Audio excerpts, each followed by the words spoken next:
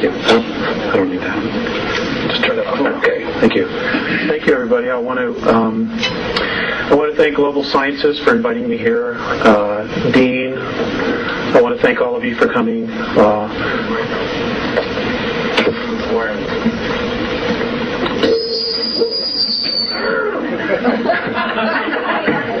I'm wired everywhere. And I want to thank my wife, because if it wasn't for her, I would not be speaking any longer. I want to just give you a brief background on how this all started for me. I grew up, for the most part, in Elk Grove Village, Illinois, and my grandparents had a cabin up in Woodstock, Michigan, which is in northern Michigan. And we were up there in August of 1964, and I experienced missing time. We had gone out to play into the fields, and I laid down in the tall grass, and I can remember throwing chestnuts out of the way to create a place for myself to lay. And when I fell asleep, and when I woke up, it was almost going on 9 o'clock. And I remember getting up and running back to the picnic area where the family was, and there was a police dog, a Michigan State police car there, and my folks and cousins, because it was kind of a family thing because everybody goes back to school. And I got the tar licked out of me for disappearing, and I told them where I had been, and they didn't believe me, so I took them back to where I was with the flashlights, and sure enough, there was my body imprint, and they swore they had been all through that area looking for me. It wasn't until age 14 that I actually understood what had happened then. I went to bed. It was just a normal night. It was in October. When I woke up, and there were 2 men looking down at me. And they were human beings, except they have no hair. And their skin is light blue, or at least Morinay, the very large one. His skin is light blue. Paseus is the elderly one, and I'll give you a brief background on them. Has turned white because of his age, but they are blue-skinned. They say that they are our cousins, and that we actually have some of their genetics inside of us. They originally came from Lyra, as all human life did in our galaxy. Human life does exist in other galaxies as well. And there's a lot going on. There's a lot going on. Okay.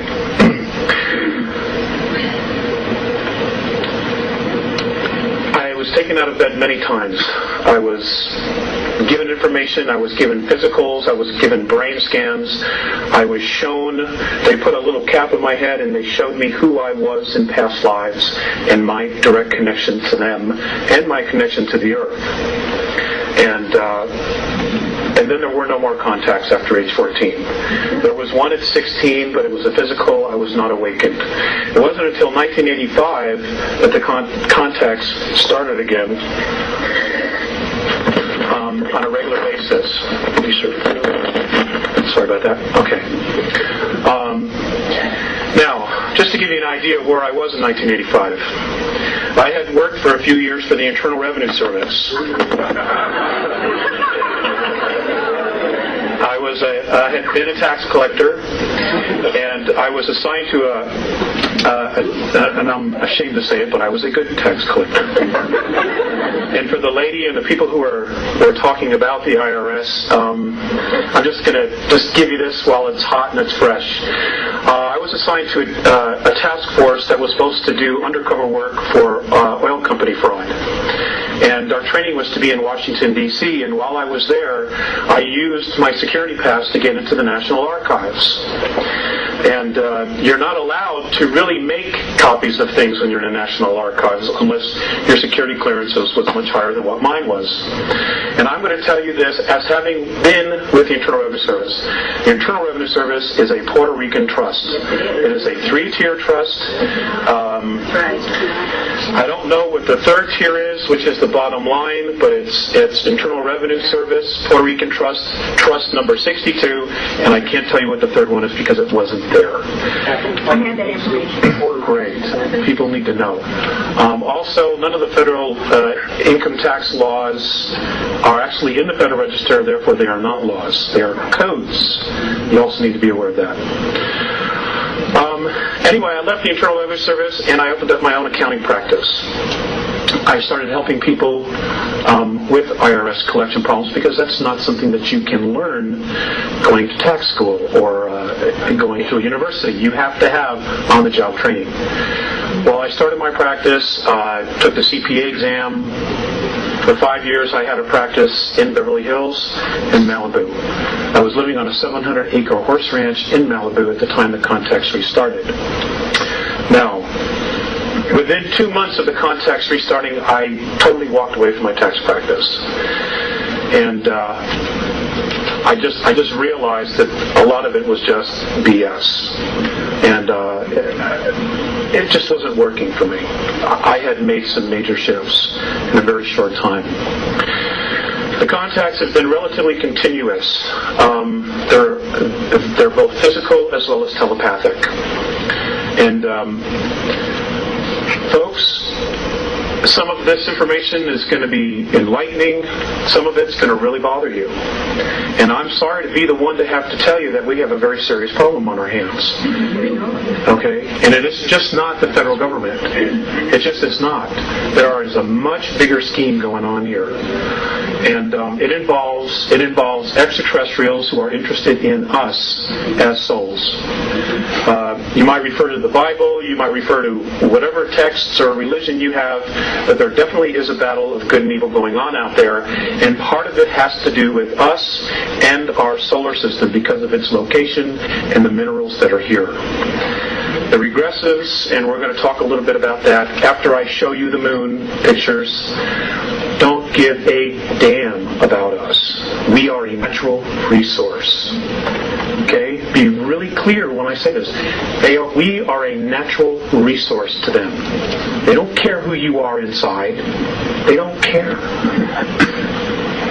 As far as the federal government, we watched the movie Rob Roy the other night, and there was a line in that movie that sums it up perfectly. The government believes truth to be a lie undiscovered. But that's really where it's at. That's really where it's at. They are so screwed up that I don't believe they even really remember what the bottom line is now. As some of you are familiar with Hoagland's information, I think Richard does a good job, but I'm just going to share with you a personal experience that I had with Richard in Los Angeles. I was speaking in Los Angeles. I've spoken along the West Coast quite a bit, in Texas. And there was somebody from Showtime who was doing a private screening in a hotel room of the movie Roswell, the Showtime movie Roswell they put together. Well, I was invited to go in there. Well, Richard was sitting in the back on a chair. And I'm not reading any more into this. I'm just sharing with you my experience with him one-on-one. I sat down to him and I just looked him straight in the eye, and he didn't have a clue who I was. And I said, Richard, why don't you tell people that the moon is an artificial satellite? And he just looked at me and he says, I'm not ready to. All right? That's my personal experience. It's the only one I have. I think his information is good. But I'm telling you, from my own experience, he's withholding.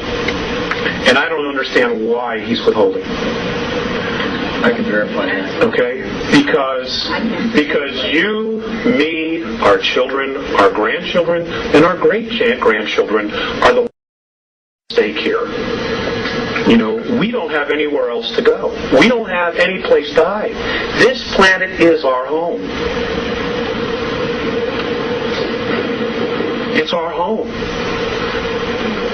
And I'm just trying to help. I only have a piece of the puzzle. I don't have the whole puzzle. I think if I did, I'd be dead a long time ago. Mm-hmm. But I'm going to share with you stuff that I have been guided to that's on the far side of the moon. I don't deal with the visible side. Because as the right hand is moving here, the left hand's doing something else. Well, the left hand is the far side of the moon. If you remember the movie Apollo 13,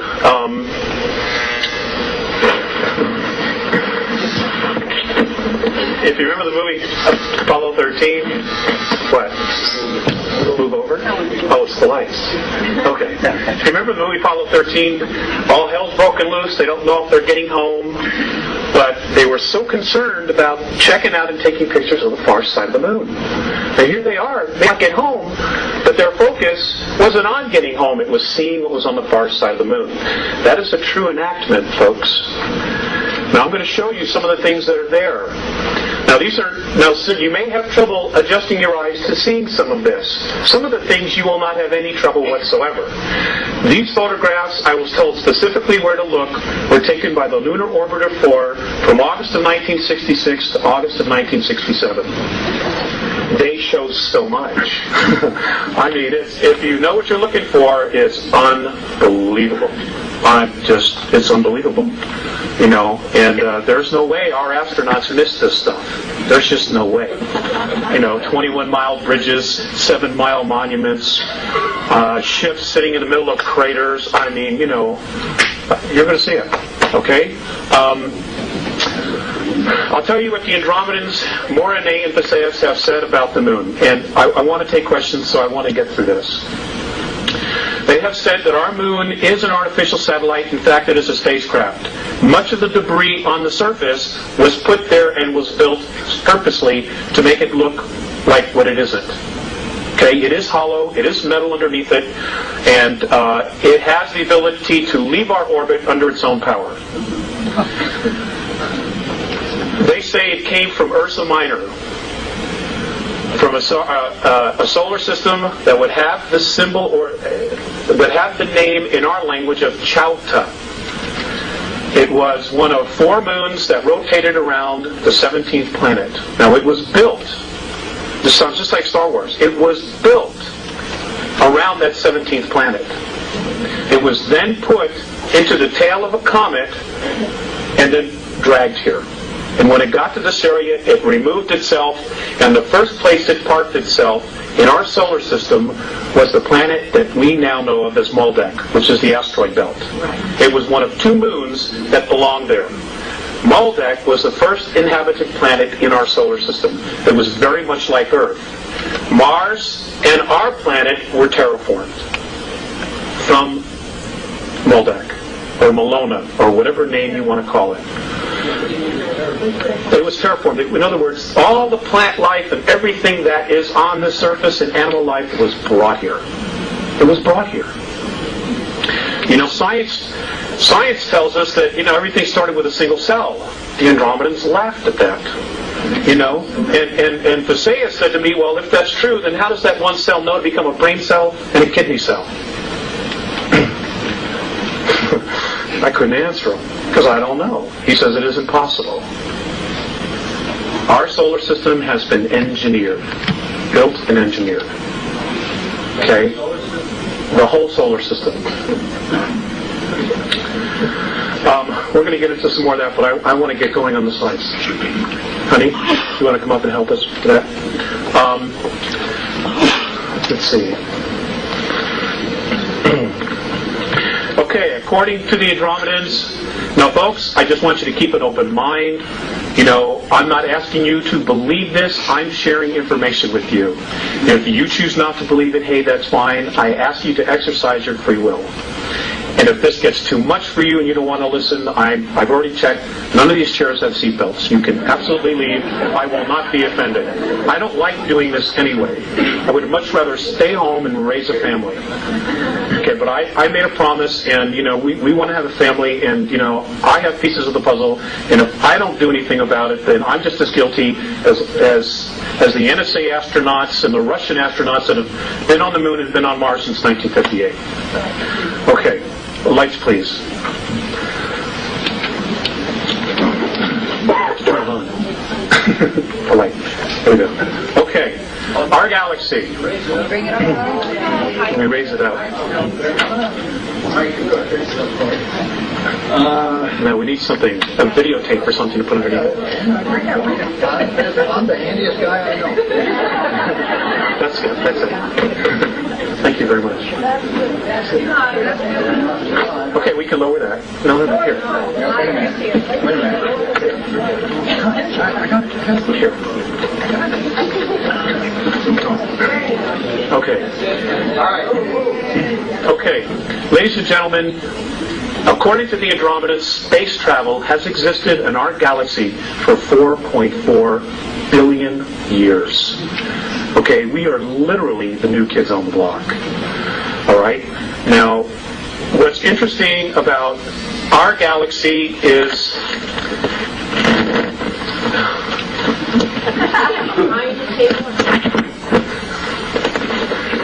All right.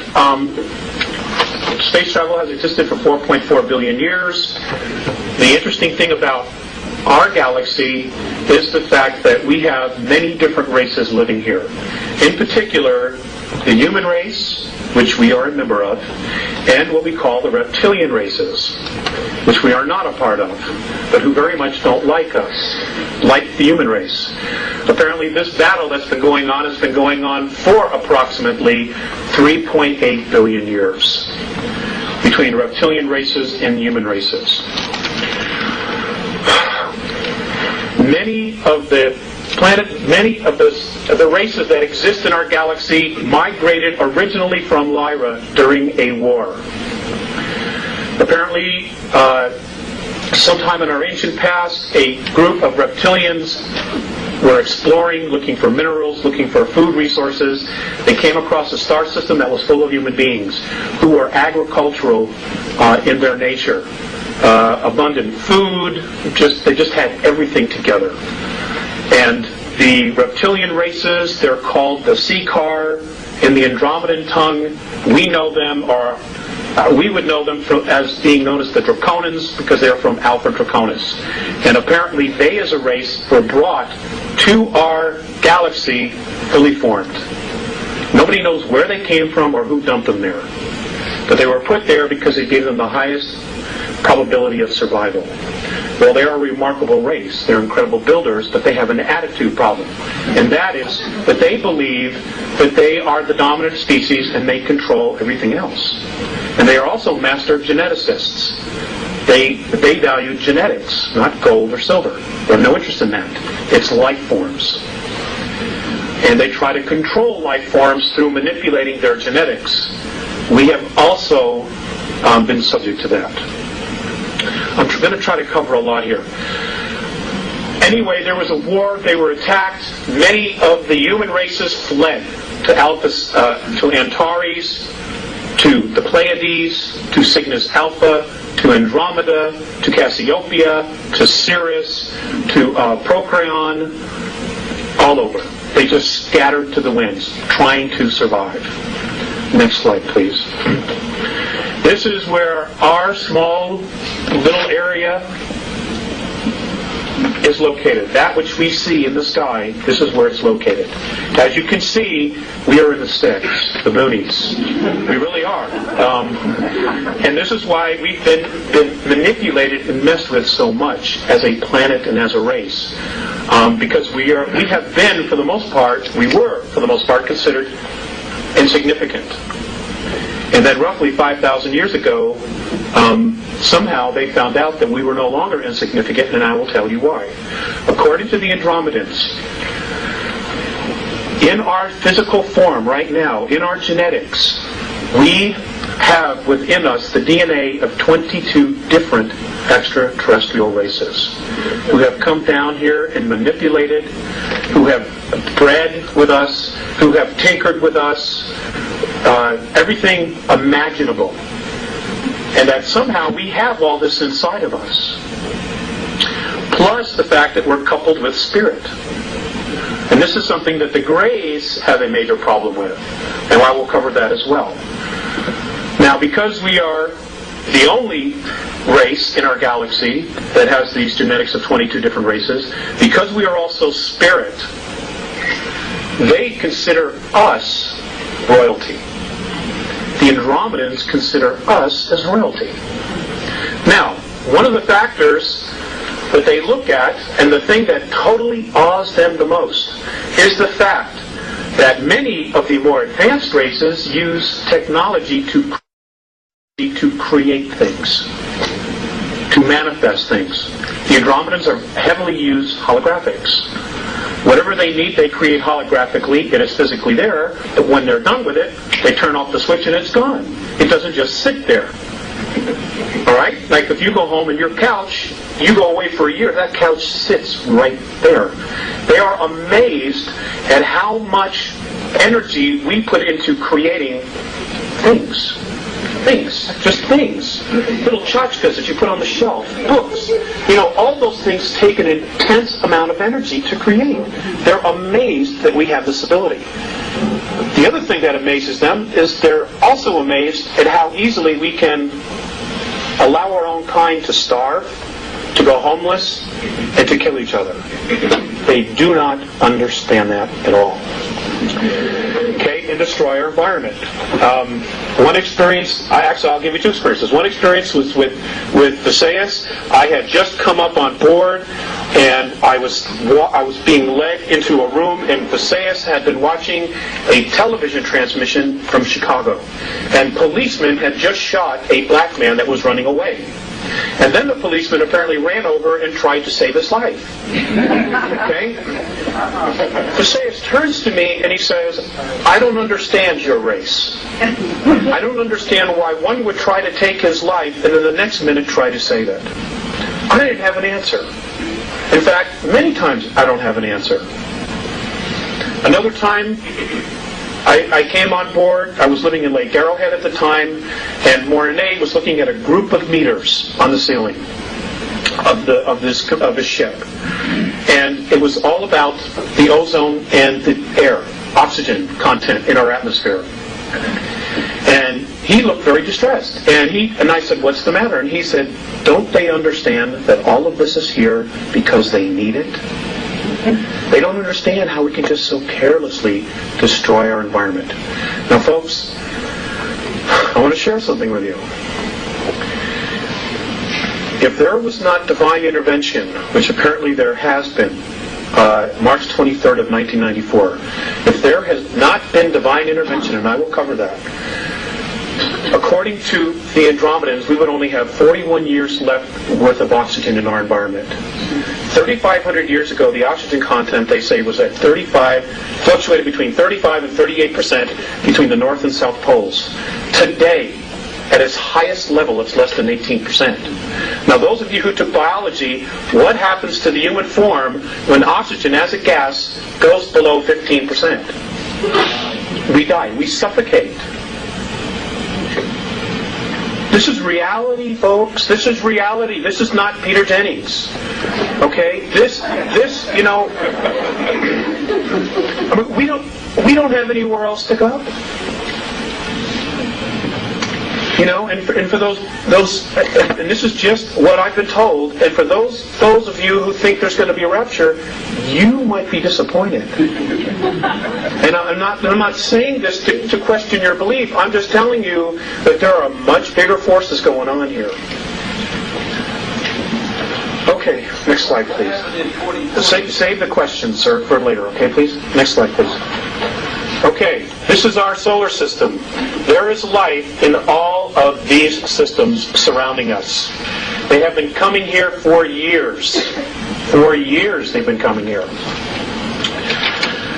Okay, mythology, there's a shred of truth in all of it. The work that Zecharia Sitchin is doing, an absolutely fantastic book is called The Gods of Eden by William Bramley.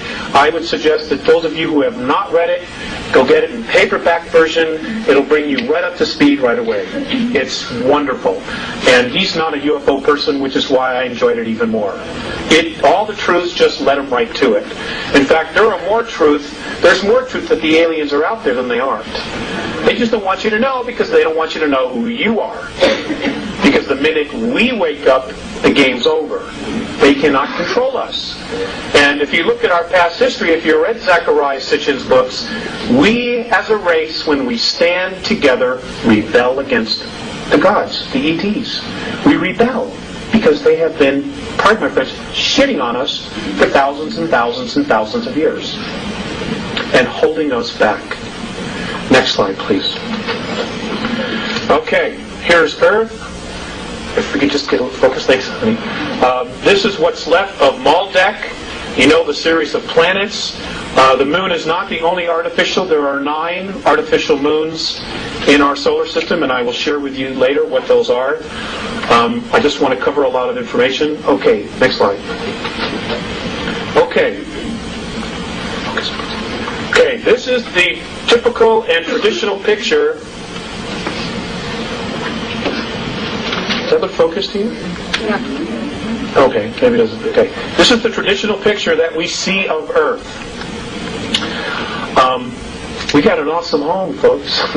It's one of the nicest ones around. But there are some things about our planet that have been withheld from us. For example, our Earth is, in fact, hollow. It is hollow. The next slide, I'm going to show you a NASA photograph that proves that there's an opening at the North Pole. Okay? You can find this photograph in a book called Our Violent Universe by Nigel Calder. It was first released in England, and I don't know how this one slipped through the cracks, but it did. Thank goodness. We are told that the gravity of our planet has to do with the rotation. According to the Andromedans and their science, the radiation of the sun is what causes gravity on planets. And any body, planetary body that is approximately 29.3 miles or larger is capable of sustaining gravity because of the radiations of the sun. Now I realize that flies right in the face of what we've been taught. Well, again, I'm just here sharing with you. If you were to go from the surface, from downstairs the parking lot, go approximately 821 miles, you would reach a huge open cavern that does not literally have a sun in it, but apparently they are electrons, and as they go through the surface of the planet, they break down to their finest point, which is light. And that, at the very center of the planet inside, is the strongest force of gravity, and that is why they collect, and that is what is literally the aurora borealis. It is these electrons, these particles, coming out of the top once they have totally broken down, which is why it's almost in a circle. Almost always in a circle. Next slide. Okay, right here. This is just north of Greenland. This is exactly where Admiral Byrd said he flew in. Right there.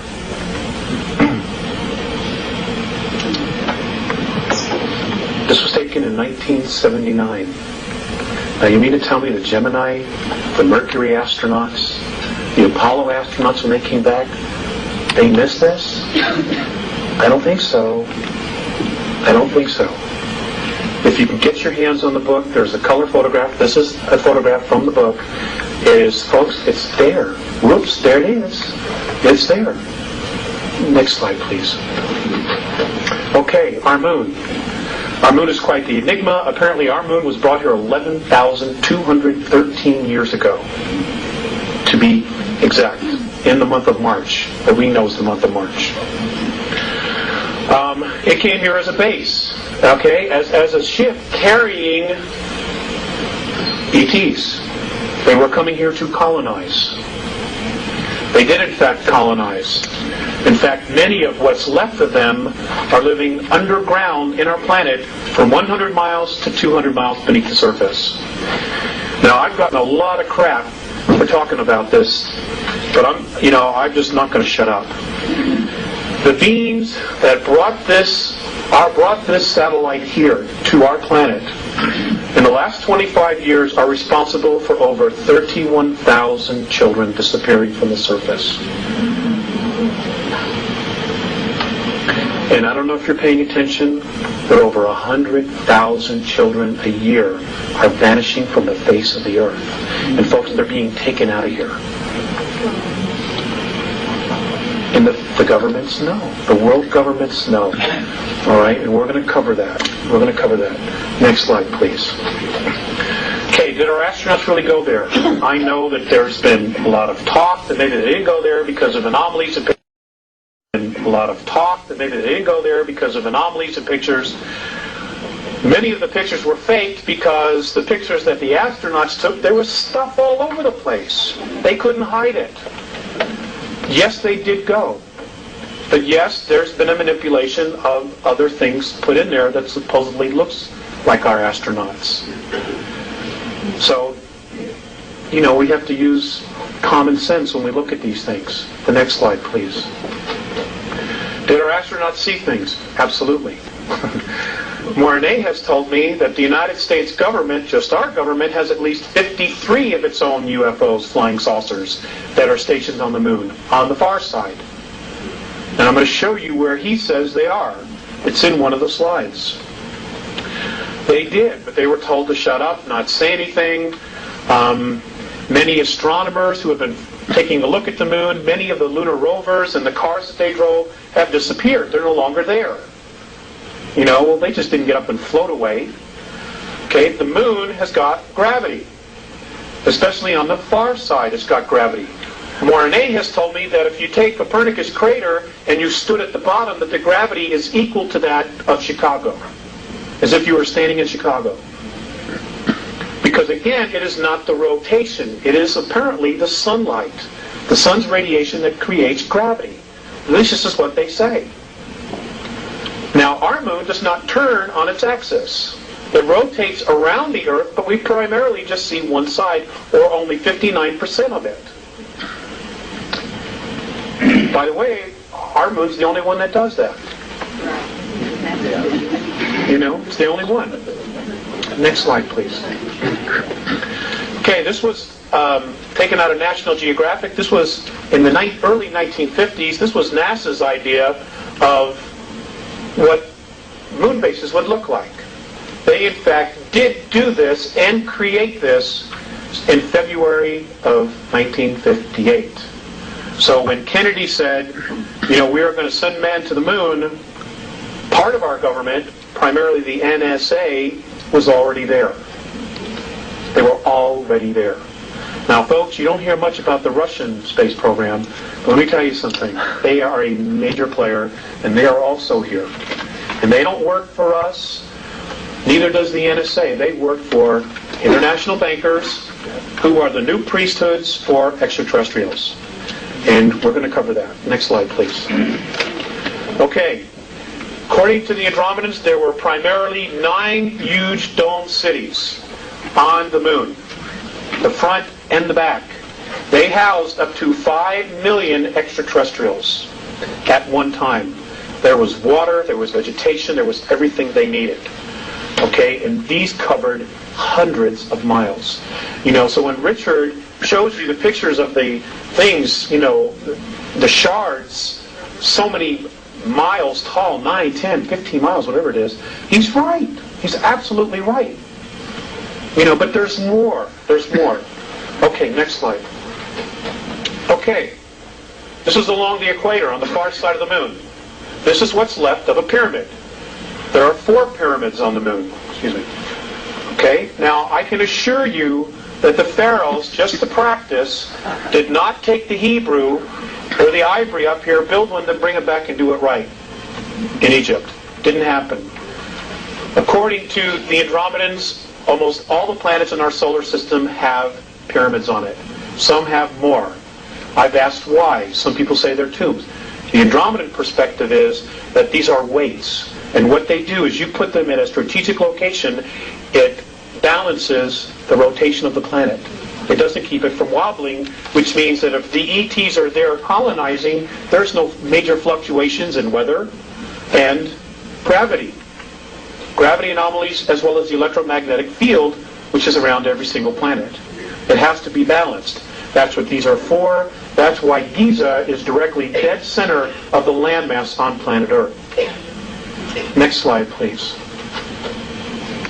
Okay, can we just focus this a little tiny bit? Okay, folks, I want you to focus on this area right here. I want you to focus on this structure in here. For those of you who are architects, please feel free to, say something about this. This area right here, you can see the curves, the angles. There's another bridge here. I want you to notice these lit up objects inside the bottom of the crater. We've got a close-up of it. Next slide, please. Here we go. Okay, here's another bridge. Apparently this is inhabited by extraterrestrials from Orion. These are, I'm told, are domes. Does everybody see this? Okay. I'm also told that this is a road that goes into here. There's an elevator that goes up to this area here. And when they land, they take an elevator or something down, and then they can walk, because there's atmosphere on the far side of the moon. Which is why the astronauts took pictures of clouds. You know, I mean, it's unbelievable. You know, the snow job that we've been given. It's nothing what we've been told it is. Nothing. Right. Next slide, please. Okay, I want you to focus on this.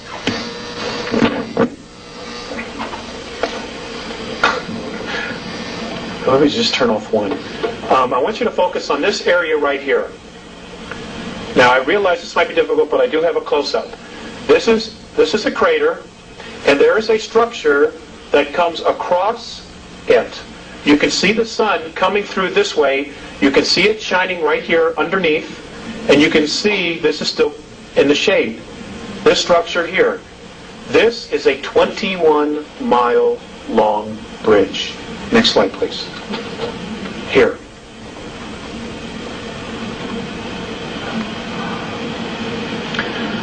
I'm always updating. I'm always trying to get clearer pictures.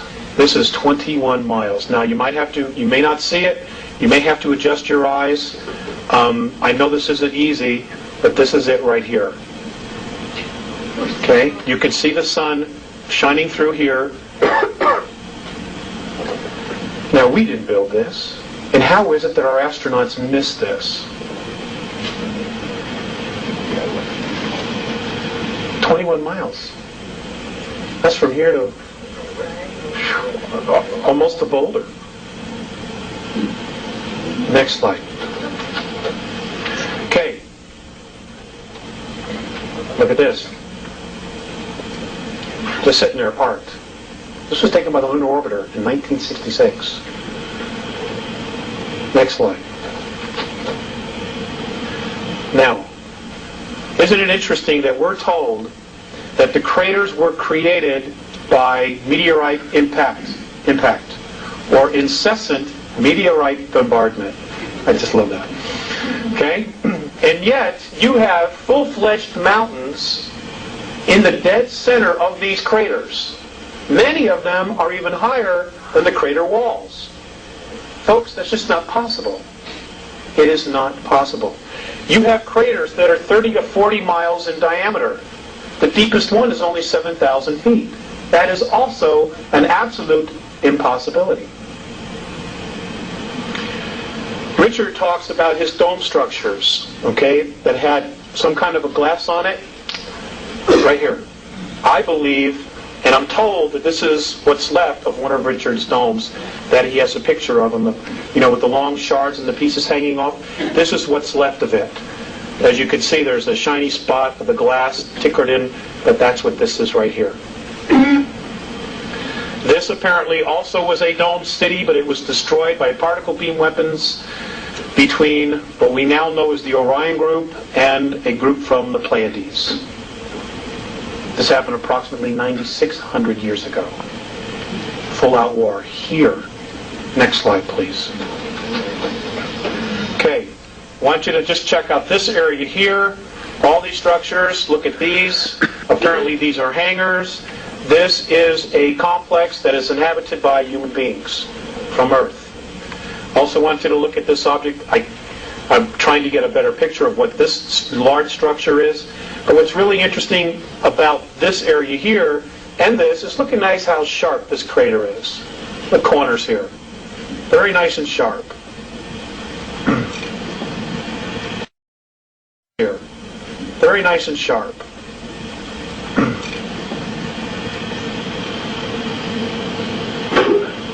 Next slide. I just wanted to show you this structure here. This is absolutely not supposed to be there, and apparently it is the ruins of a ship that was destroyed 9,600 years ago. Next slide. Piece of shard.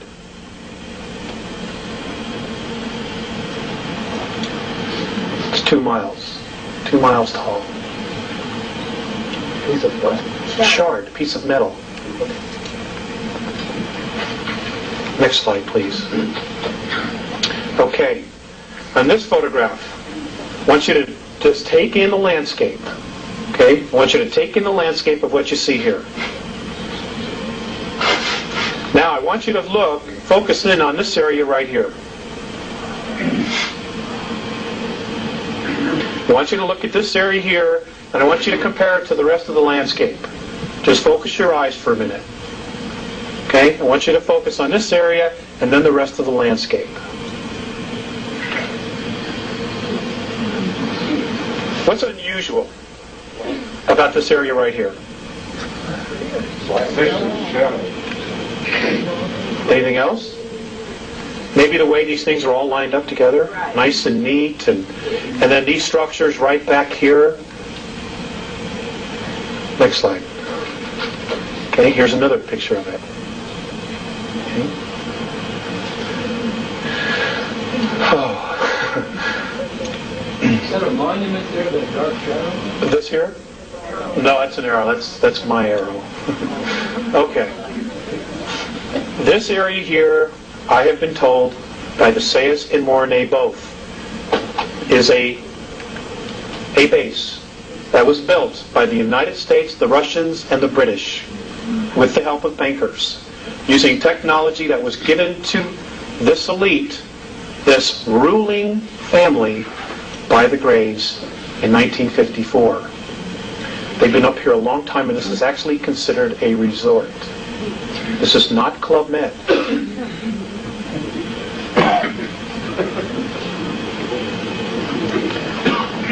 Next slide.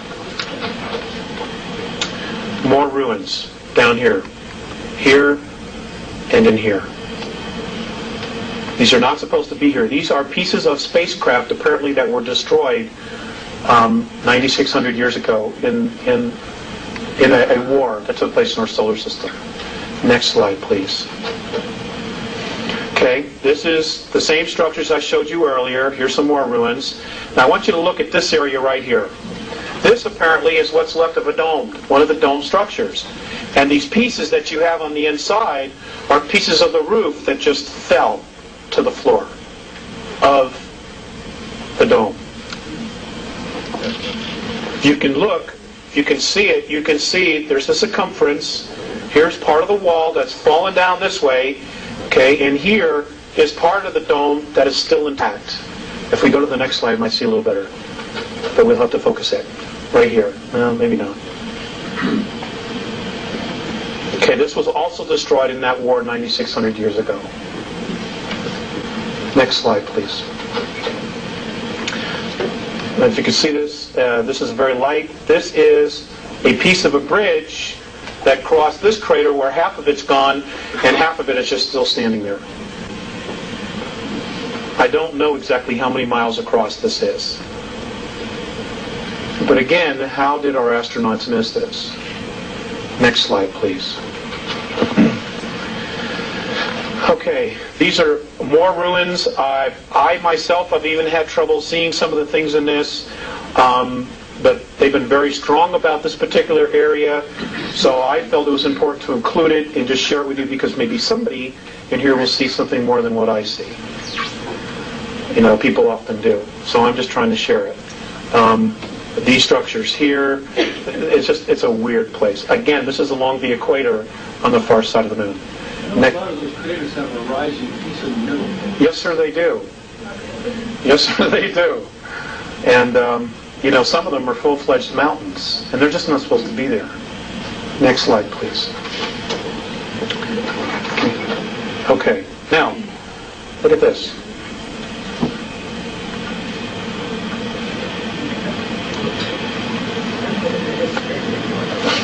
Okay. Honey, is that the best we can post it? Okay, thanks. This area here apparently is a domed complex inside this crater, and I'm told that the world government picked this area because there's water underneath it. These are domes. These are a series of domes that are lit up from the inside. Is that square thing a pyramid? Which thing? This? This here? I don't know exactly what that is. It's not discernible in the pictures. You know, I think sometimes they purposely blur these just a little bit.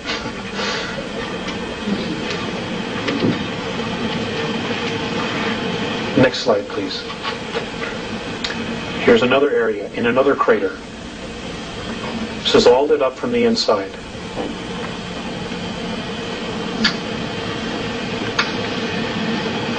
Next slide. The structure here.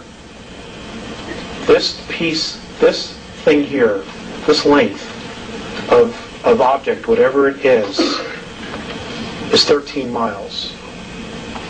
And it's just sticking up outside, out of the crater. Next slide, please. Okay. Now, I want you to look at this area right here. Everybody see this area? Is that a yes? Okay. How many of you have been to the Sears Tower in Chicago? You ever been to the top? It's about a mile high, right? That's what they say. It's about a mile high. Next slide. Here it is again. Now, I want you to know these photographs were taken from this particular photograph was taken by the lunar orbiter at 86,000 feet. Okay? According to Morane, this is 7 miles high. And it's a monument to one of the old ETs. Next slide.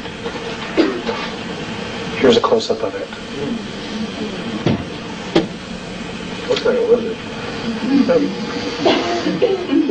Your suspicions are pretty accurate. Back up just one more time. Okay. Now let's look. Now just look at the rest of the terrain here. Okay. Look at the rest of the terrain and just look at how this sticks out. 7 miles. How come our astronauts missed it? I mean, I hate to be redundant, but I'm just hoping somebody will have the answer. Next slide. Oh, we did that. Okay. One more time. Okay. This particular area, I'm told, is now being reactivated. They say, Morane Facades have said that all of this are ruins and that there are underground facilities all through this area. And I just wanted to share it with you because they're very strong about this particular area. And this is a dome that is apparently that was still left intact.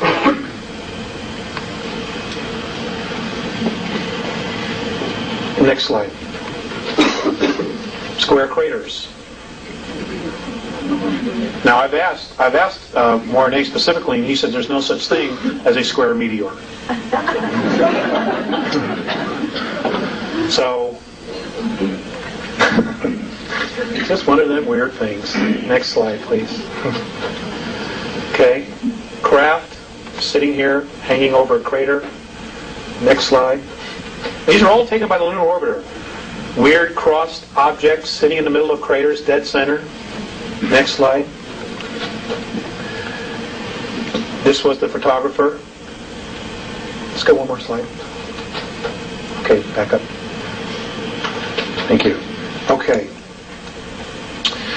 Ladies and gentlemen, somebody else, I think George Leonard wrote this, somebody else is on the moon. George Leonard, yeah. George Leonard. Somebody else is absolutely living on the moon. I am told that there are 35,000 full-time human beings from Earth living on the moon. And they are Aryans by birth. Now, let me just say that one more time. They are Aryans. Now, let me just say that one more time. They are Aryans by birth. They are Aryans by birth.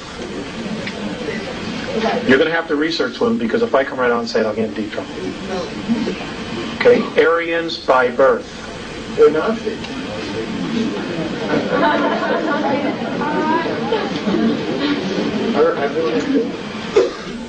They're also there with extraterrestrials. Between the moon and our Earth, there are 18,000 grays here. There are only apparently 2,000 real grays left. All the rest are clones. They're robots. They're organic robots. And microprocessors are grown in their head. And they are controlled by some kind of a radio frequency. Now, the Greys and the Orions also have this technology to absolutely replicate and duplicate a human being. And for those of you who are familiar with the old Dr. Beater stuff, before he was killed in a parking lot in Dallas, I would suggest you go back and re-research that information. Except he was told the Russians were doing it, and they're not doing it. It's extraterrestrials who are doing it, who are trying to undermine the free will of those of us on the surface of the planet. Because this is our home. Okay, Mars. I'm still working on more information, but I'm going to show you a couple things and share things that I've been told about Mars. The first thing I want to share with you about Mars is that, again, everything we've been told about it is wrong. Mars' atmosphere is full of oxygen and ozone. In fact, the local San Diego paper on March 23rd of 1995 flat out said that in 1971 they had discovered it was full of ozone. Well, folks, you go to the library and you pull out any book that you can find on Mars, written by any scientist on this planet, and they don't say virtually anything about ozone. But it's there. We're told that that its actual gravity is about 1%.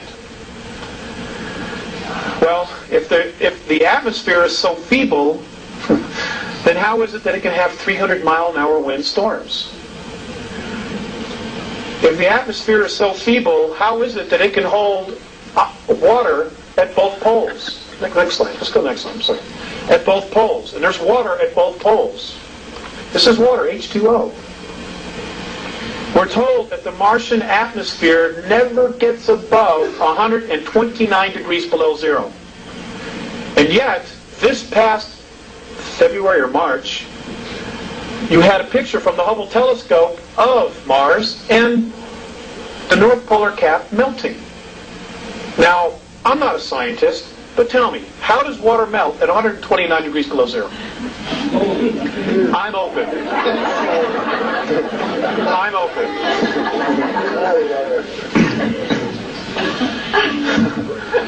Okay, apparently Mars has been inhabited off and on as a base, as a small colony, as a staging point for extraterrestrials who are exploring and leaving our galaxy to go to another for 3.8 billion years.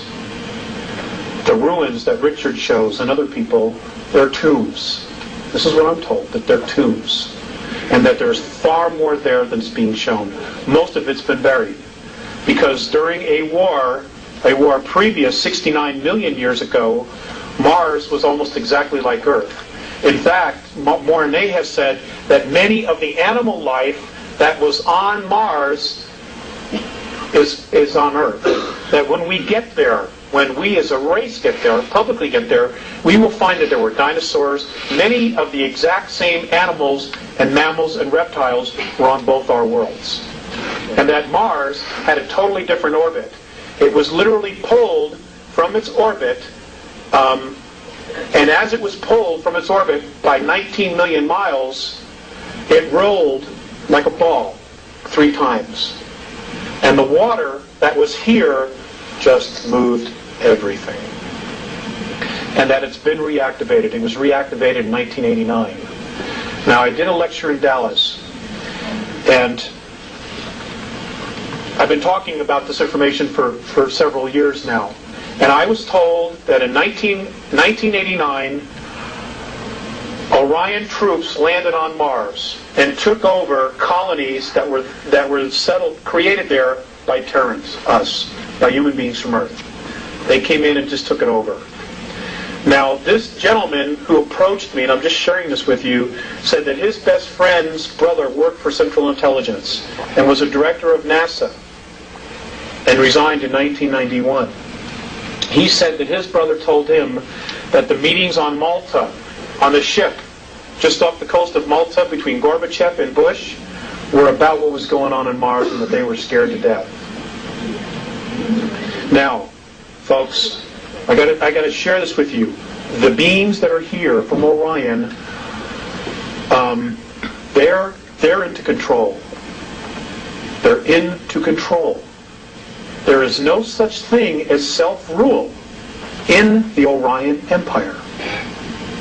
There is a hierarchy.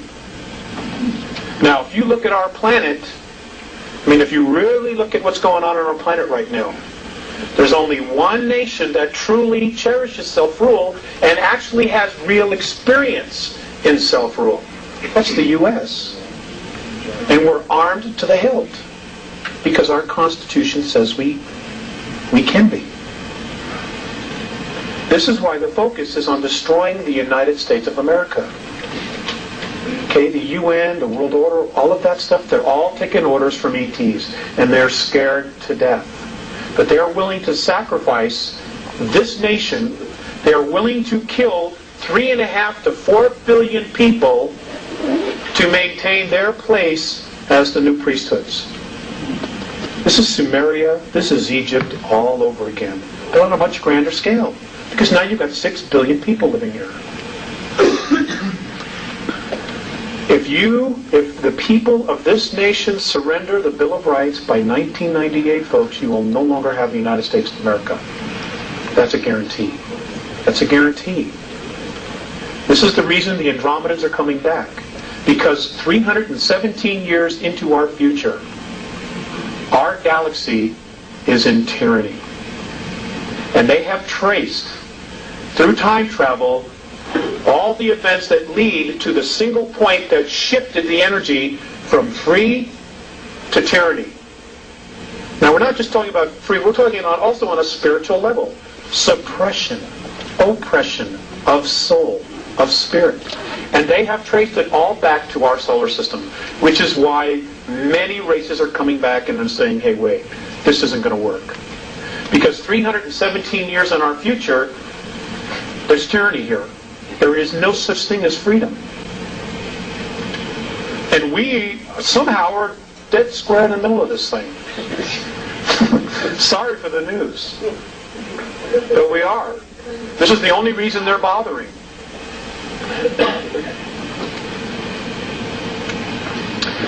Next slide. Save your questions, please. Write them down, okay? You all know about the face, or most of you I'm sure do. There is a lot more in this area that needs to be explored.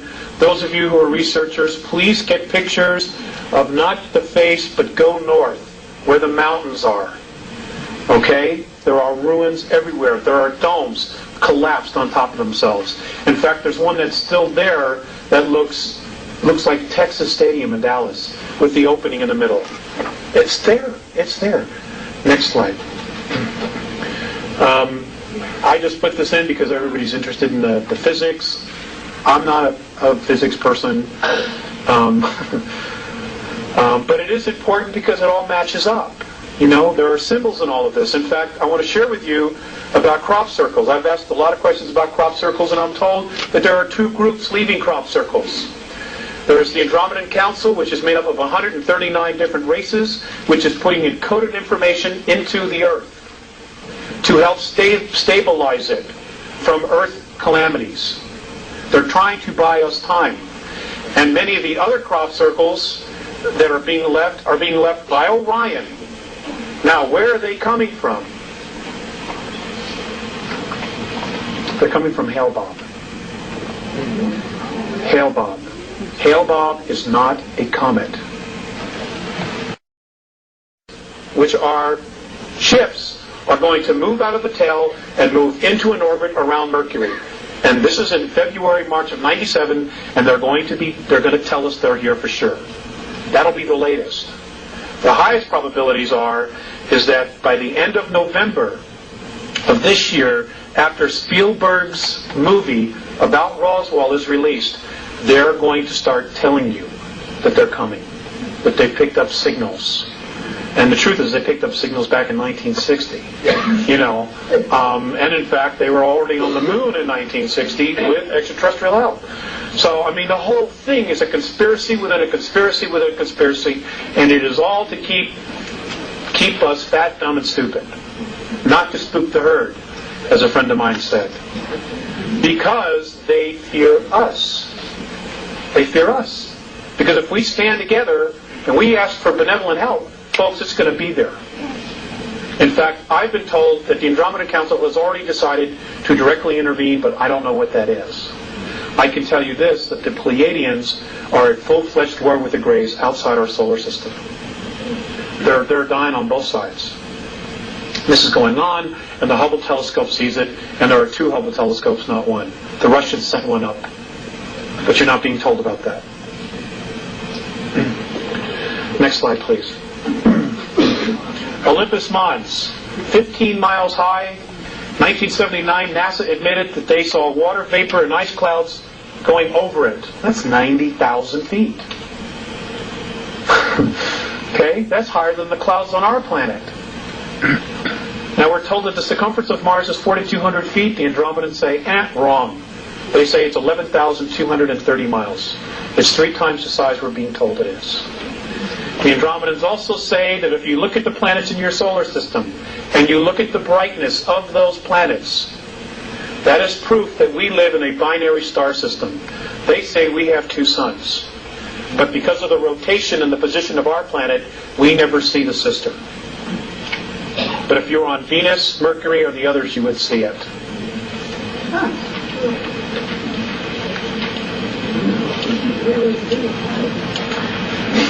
They rotate around each other. I realize it flies in the face of everything. I'm just here sharing with you, and I'm just asking you to keep an open mind. Next slide, please. Okay. Cydonia is in the northern hemisphere. Now I'm told that at one time most of that area was covered with water. And that along the equator of Mars is where most of the colonial cities were, colonies, outposts. They said much of the bigger cities on Mars before it was destroyed was in the southern hemisphere. Now I want you to, honey, can we focus just a shade? I want you to focus on this area right in here. Now this area is known as our Great Plantatia. This is in the southern hemisphere. Now, there's a little happy face. Yeah. I thought that was pretty amazing. Yeah. Okay, but if we go to the next slide. This apparently is another tomb that was in fact destroyed. And these are 3 more pyramids that are lined up just like Giza. This area right here. And that these are also ruins. This is what they say. And folks, they've never lied to me. Right here. They want us desperately to wake up. Now they have their own selfish reasons. Okay, because of the fact of the problems that apparently come up in the future. But there's also another reason. Many of the human races in our galaxy, because of so much interbreeding between the one race, the genetics apparently are starting to break down. There's only one race in our galaxy that can give these particular human races a genetic boost. And that's us. But they can't use our genetics. They can't even approach us because of the vibration we all move at, which is fear and anger. They say when we're not taking advantage of others, we're taking advantage of ourselves.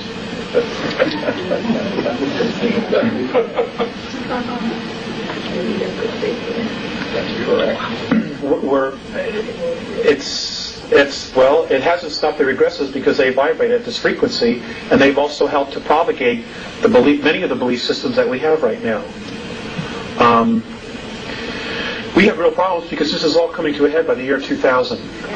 They're going to be here in 97, and official protocol ships from Orion are going to be here. Now, I want to share with you some of the things that the Greys are up to. Many people say they've left. I'm sorry to disappoint you, but apparently they're still here, and they have no intentions of leaving because they need us. They are desperately trying to save their race by using our genetics, but it isn't working. They can create the form, but they can't put soul in the body. That's a gift. Now, here's what they're doing. This is what I'm told they're doing.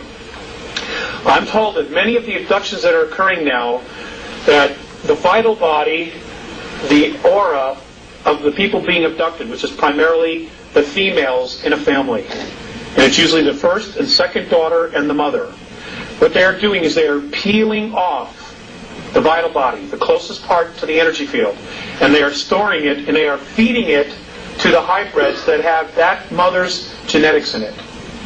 And apparently they're doing this to keep them alive. And they're also apparently trying to create soul.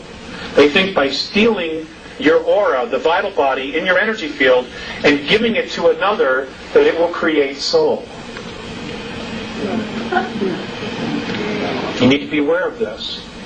Okay, this is why a lot of folks who are weird things are happening, they're getting real sick and run down. It's because your vital life force is being stripped from you. And folks, there is a violation of free will, big time going on here. You know, there are a lot of blinds in metaphysics. And one of them says that you create your own reality. Well, that's true. But there is a violation of free will. And we are being violated big time. And our race has been for the last 5,400 years. Big time. I'm dealing with the race we know ourselves now as Homo sapiens sapien. I don't know, is there another slide? Phobos. Phobos is an artificial moon. This is where the majority of the 2,000 real grays that are left are hiding out, is on Phobos. And when you look at pictures of Phobos, when you go through your magazines or you go through, the astronomy magazines, I'm told that you should, I've been asked to share with you the idea that you should look very carefully about the inside of craters. That many of the openings that lead into this are inside the craters. That the bottoms open up and the ships come in and the ships come out. Okay? Now, Phobos is a major anomaly because it goes counterclockwise to everything else in our solar system. It rotates counterclockwise to everything else. Let's see, there's one more. Okay, this is the North Pole of Jupiter. This is a photograph taken by the Voyager. The Galileo. Does anybody care to tell me what that might be?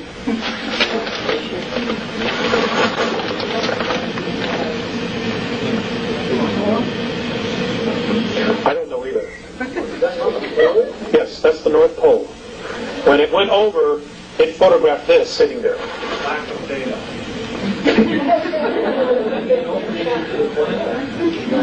It could be. It could be. I'm just sharing it with you because I want you to think about it. I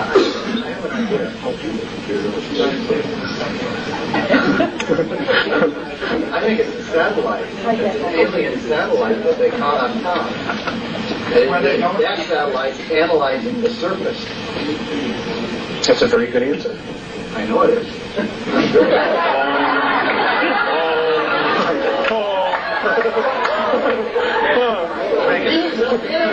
One day they'll get it.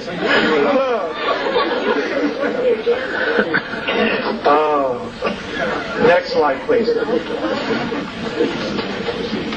This is Ganymede. Ganymede's another artificial satellite. Ganymede has life on it, has water, has an atmosphere, has oxygen. Many of the benevolent races use this as a base. This is Ganymede. Has an atmosphere, has oxygen. Many of the benevolent races use this as a base. This is Ganymede. I'm sorry? That's Jupiter. It's one of the moons of Jupiter. Now, if you look carefully at the satellite we just sent up there, and you look at the rotation of what it's focusing on, the moons that it's focusing on will tell you an awful lot about what it is that they're looking for. They do nothing without a reason. And let's see, is this it? Okay.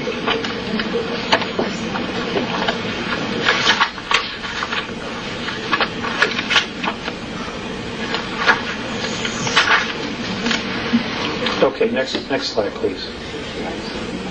I think that's the last one. That's the last one. Okay, we can have the lights be great. Thank you, Dean. Okay, and I can come out from behind here.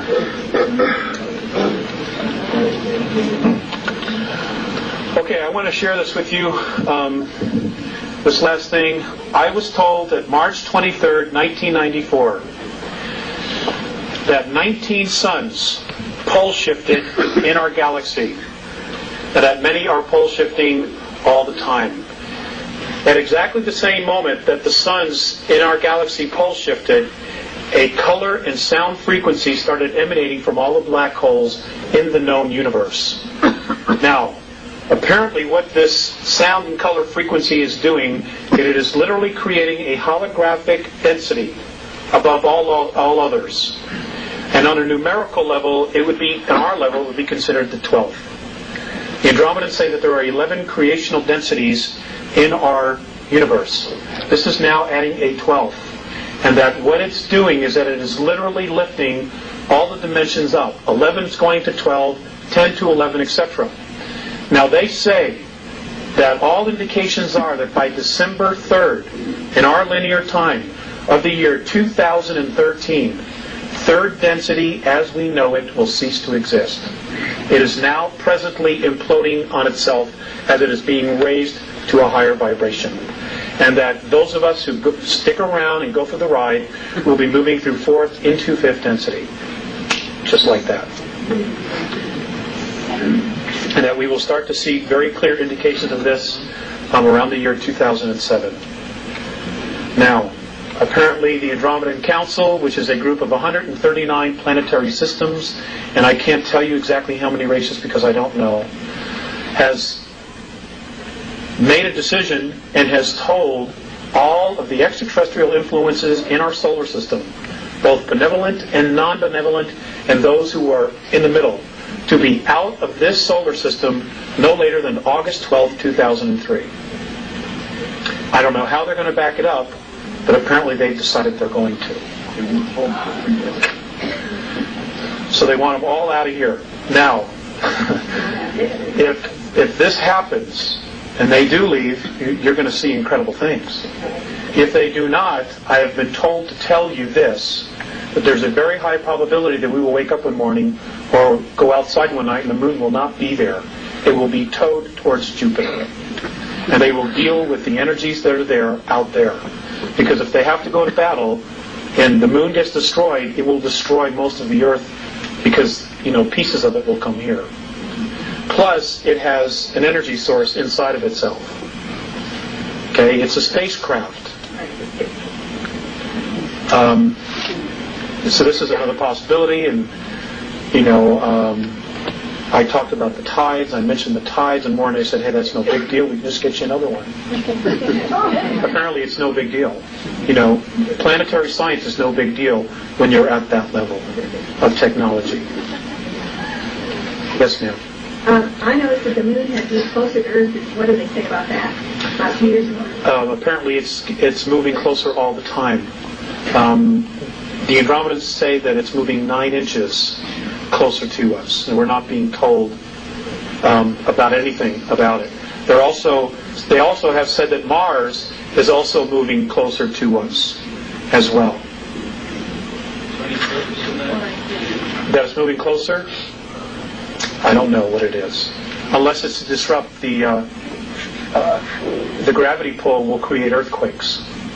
What's 9 inches have to do with 240,000 miles? I don't know, sir. I don't know. I'm not a scientist. I don't know. Where you get to where people in the back cannot hear these questions. I'm sorry. I'll repeat the questions when they're said. Thank you, Dean. Yes, ma'am. Yeah. If most of those satellites are artificially made, why do they make the surface so rough? The question is if the satellites or the moons are artificially created, why do they make the surfaces so rough? Obviously to hide what they are. Other than that, I don't know. Ma'am in the back. Yes. we really have a struggle going on between basically good and evil. Are the benevolent people more, powerful, or is it more of them? I mean, do we really have a chance? Okay. The question is, if there's really a battle between good and evil, are the benevolents more powerful? Do they have more? And do we really have a chance? Oh, gosh. I've been told that if they stuck together, yes, they could resolve the situation here. But there are some significant problems that they have. Now, back in 1985, when I was being told all of this, there were a lot of discussions going on back in Andromeda about what to do with us.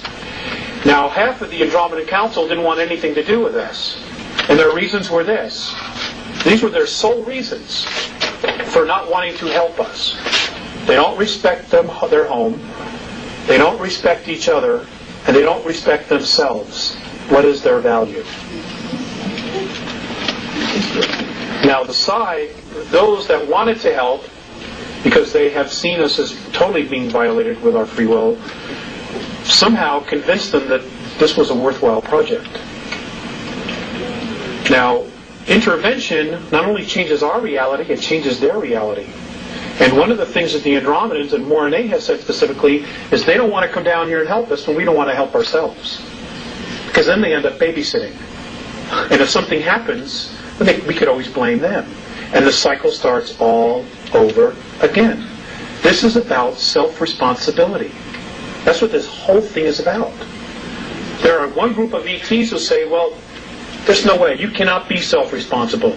You cannot rule yourselves. And then we were given this opportunity 200 and some odd years ago to try this experiment. And we succeeded in doing it. But now we're being lulled back into a place where we want somebody to take care of us. Yeah. And you know that you're going to sacrifice your freedom.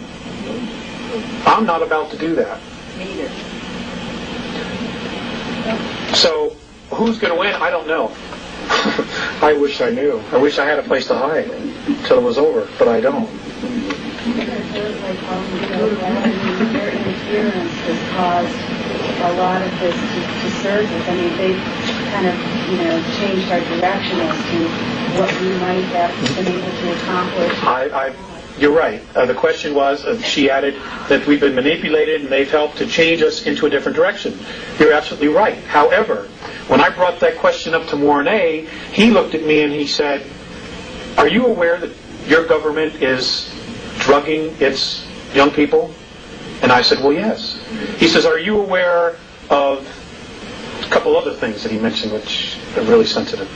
And I said, well, yes. He says, well, what has your race done about it? I mean, 1986, 1987, West 57th Street, twice in 6 months, showed Air Force personnel unloading bales of marijuana and cocaine off of planes at Hempstead Air Force Base and loading it up with weapons and then taking off for Costa Rica. Twice they showed this on national TV. What happened? West 57th Street was taken off the air and nobody did anything. Again, it comes back to self-responsibility. They are watching us. They are watching us and saying, should we come in and help this race when they don't want to clean up their own act, when they don't want to take care of their own? Do you realize, and big time, and those who don't want to make a shift are going to be checking out. Because the frequency, everything is changing, folks. And I'm not trying to instill fear in you. I'm trying to share with you what they've told me. And they have not been wrong. Things are going to radically change. And it's going to start just like this. It has. You watch November of this year, it's going to get really weird in this country. Really weird.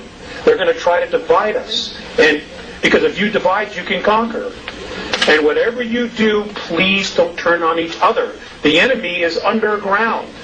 They're on the moon. It is not your neighbor. It is not your policeman. He's not the enemy. If you want to do something really constructive and you don't know what to do, just do this one thing. Come November, if there's an election, vote. Whoever's been in office, vote them out.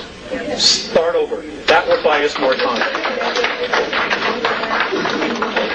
What happened in 1994 to stop the integrating of the oxygen supply? Nothing. Apparently there's been this divine intervention and third density is moving into fifth.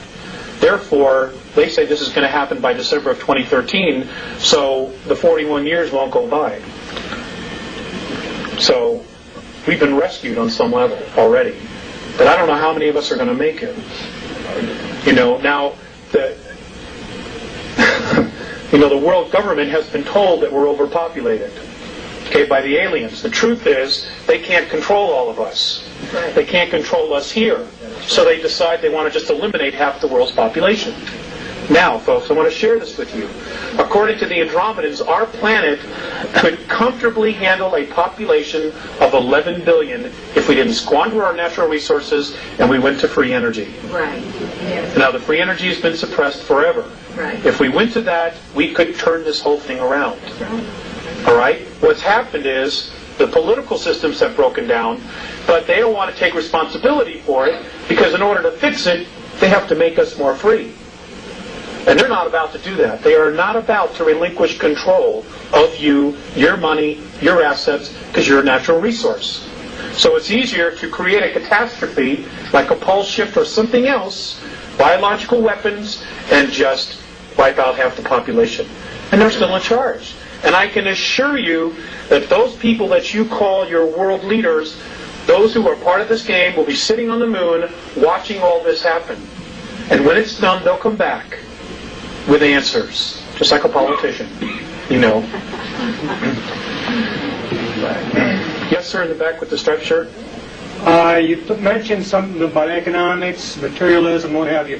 How does any of that correlate with your comments about getting our souls in a place that we think of in terms of metaphysics or religion? How does that fit in? Where does the answers come from?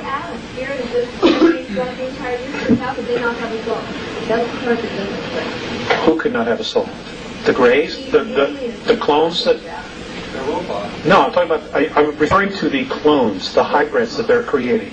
They do not have soul. That's what I'm told. That's right. They're not actual beings. Microprocessors, organic microprocessors are grown inside their brains. These blues and their grays are not living here. Some of them are not, no. The ones who are not clones? Yes, they do. What was that question back there? I still didn't get it. We got off. Yeah, where does soul and spirit get into this? Okay. It's a possible solution. Why are they so interested in us? Now this is really going to stretch your belief systems. I am told that a majority of the physical beings, human beings that are in third density, not only on our planet, but in 21 other systems, who are experiencing the same problem we are having, are beings that apparently at some time in our past were at 11th density. Now, the Andromedans have said that our universe, what we know as our universe, is in linear time, and this is the only way that I can explain it is as we count time, is that our universe is a 21 trillion year holograph. It's a holograph.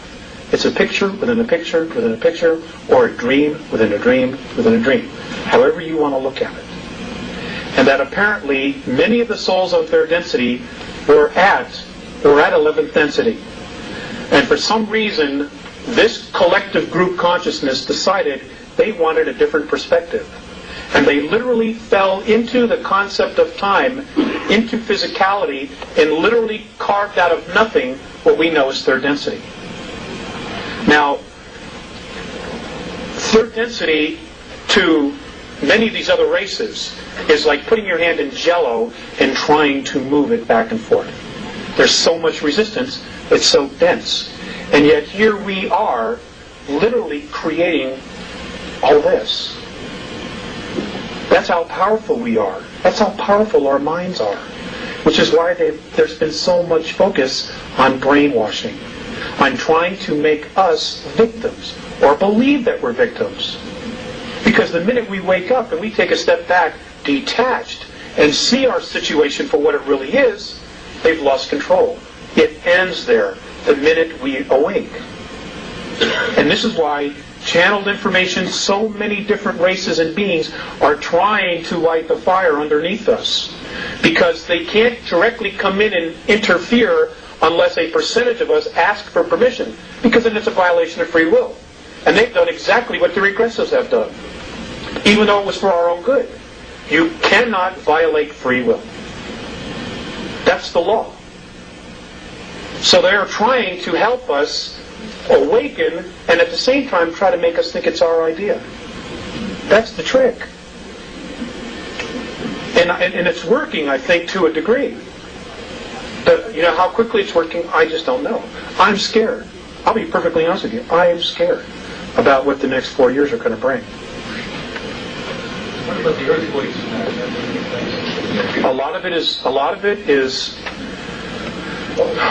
I'm sorry. The question is, what about the earthquakes?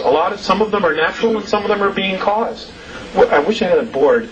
But what's basically happening is you've got a planet that is vibrating at a frequency of fear and anger. You've got this new frequency called the 12th density, which is lifting everything up. Well, these really dense energies cannot move up. So the planet herself, in order for her to move up into 5th density, has got to cut loose with this energy. And what's happening is that she's cutting loose with this negativity, which she's been holding on to. It's hitting the surface, and it's feeding us as a population, because we're already in that space. There are predictions of wars. Oh, God, we're all primed. We're all ready for it. The whole world's broke. Everybody's looking for food. The world has got a food supply of 53 days. The entire world. The United States of America, should there be a catastrophe, has only a 7 days food supply. What happens after those 7 days? Are we going to start feeding off each other? That's our MO.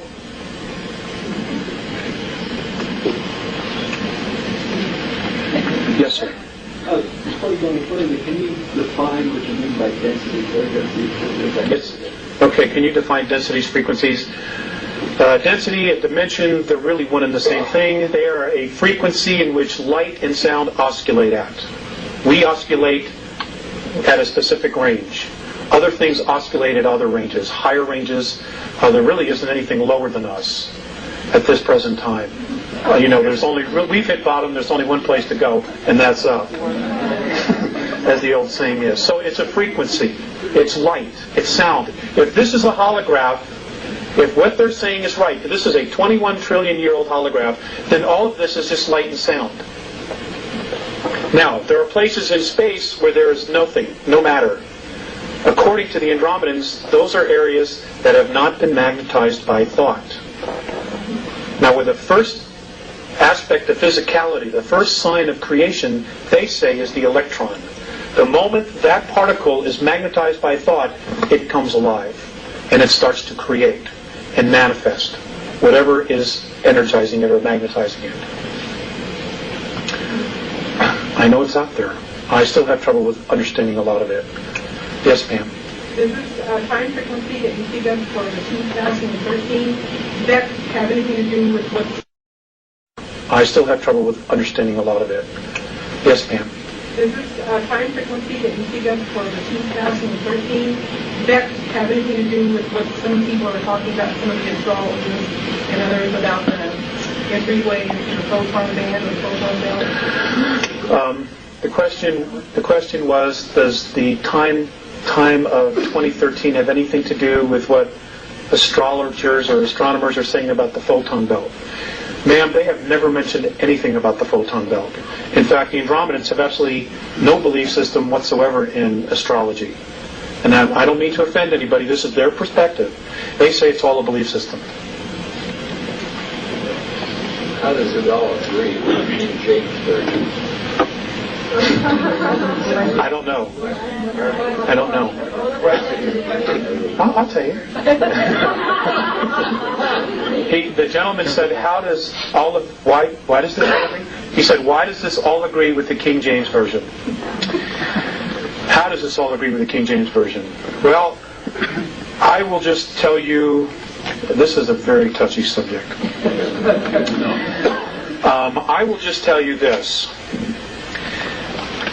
that Mornay has told me that it is more important to know why you believe something than the fact that you believe it. And in their opinion, the fact that we all believe, or a majority of the people believe in the book of Revelations, that we are literally going to self-fulfill it.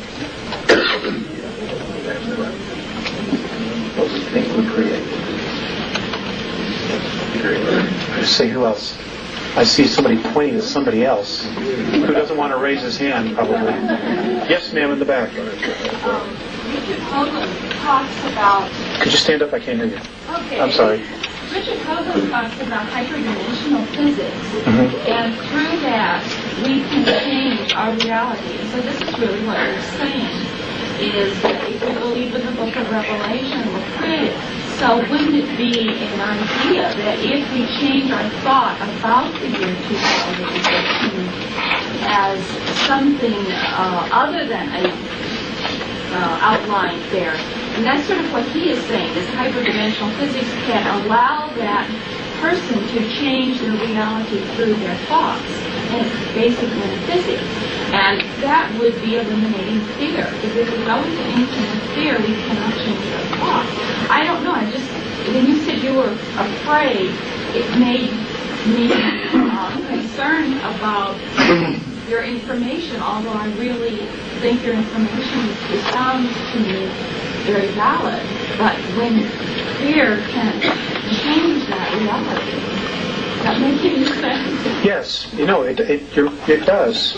The fears that I have are my own.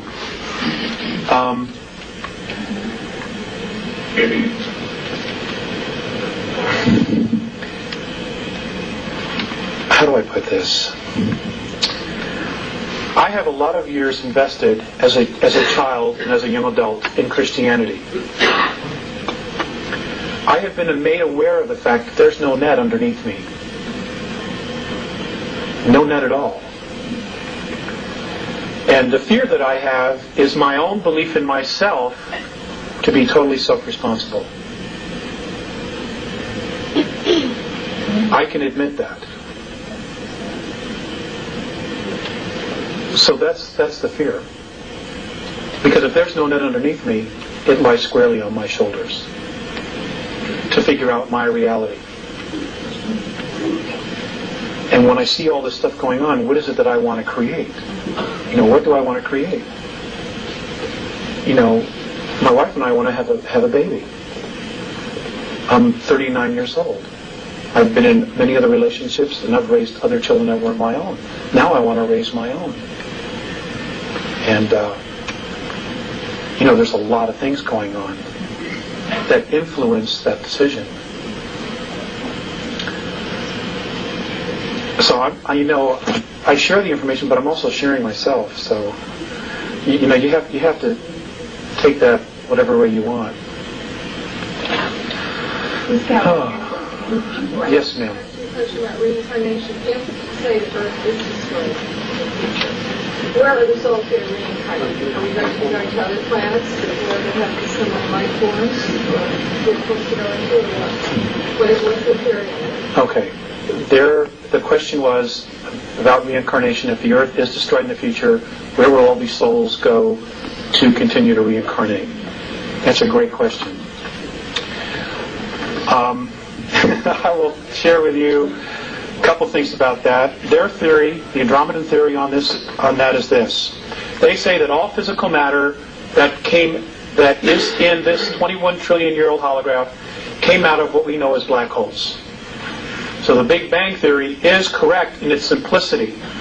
But apparently what happened was some other universes somewhere also went through the process of evolving, and those things that chose not to evolve, to raise their frequency for whatever reason, were taken into black holes, and because spirit cannot be destroyed, it has to create another space to continue to evolve.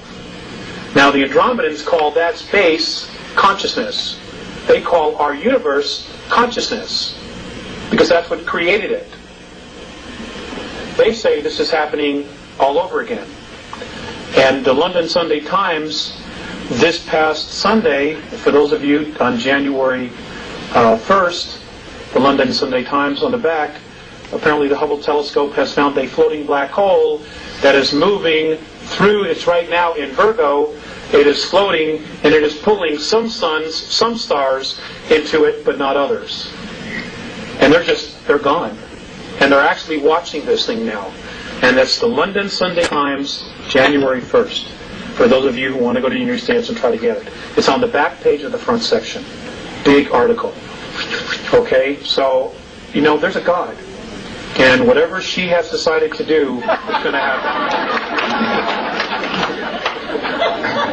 Actually, I asked about that, and they said that, that they call it the isness. They themselves don't know exactly what it is, but just that it holds everything together. But that if they had to give it a gender, it would be female. Because it creates life. Yes, ma'am. One of the crop circles, or a couple of them actually, this last summer, showed the planets around the sun, almost like your one picture was there with the asteroid belt. But it was interesting that where the Earth is supposed to be, there was no planet. There was the ring there that showed the orbit, but there's no planet. How did you see that in crop circles? I did not, but somebody told me about it in Dallas. Yeah.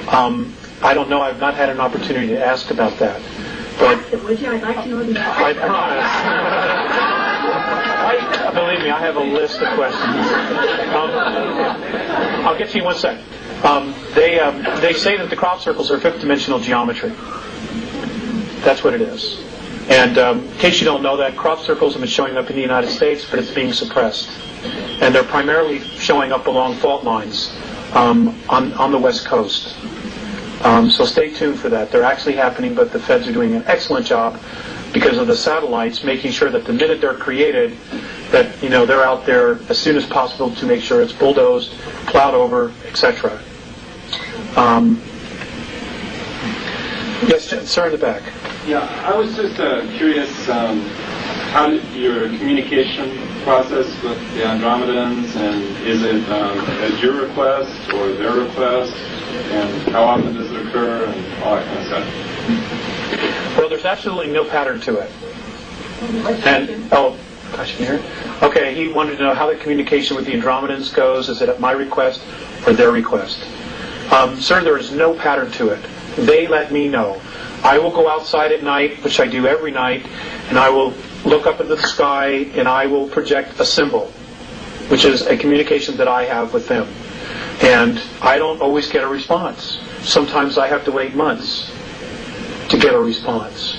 But they're almost always at night. They're both telepathic as well as verbal. Now, Mornay is the only one that has actually gone to the effort to learn to speak. Isaias doesn't. It's all telepathic, and they talk in symbols. Now, when you start, for those of you who channel, you may already be aware of this, or mediums. I don't really like the word channel. You get impressions. Telepathy is speaking in holographs. That whole stack of papers, and you put it all together. Okay? When somebody's talking to you telepathically, they're giving you that entire concept of everything like this. The whole thing is right there. But it's not where I am describing, well, sir, we take this, we move it to the front of the house, then we take this beam and move it there. It's not like that. You get the whole thing instantly. And then you have to learn how to unravel it. It's taken me years to do this. And they've been really patient. And I'm not the only one. They're talking to 3 other people. I'm the 4th. There's one in Argentina, who I don't know yet, but I've met somebody who does know him. There's one in Asia and one in Europe. And there are other groups that are also contacting a lot of people here. Because we're different. We are really different. I'm not saying we're better, but we're different. And they apparently see some value in us, those that really want to help. Even the regressives see value in us, which is why they're so hell-bent on trying to control us and to suppress us. Now, ladies and gentlemen, there's a lot of energies coming. There are a lot of earth changes that are coming. I can tell you this beyond a shadow of a doubt, absolute proof, positive, inside of myself, because I've been shown it.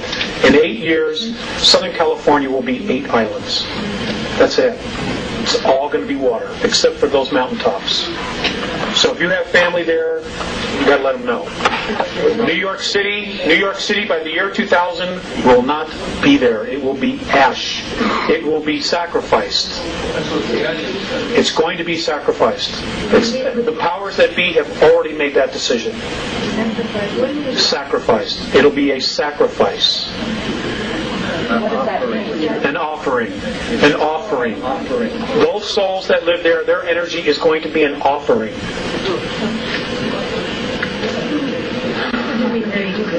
Whoever it is going to try to capture those souls? Yes, ma'am. Yes, ma'am. Yes, ma'am, they can. It's because what's underneath. Yes, sir. Now, he's supposed to look like a man-made phenomenon.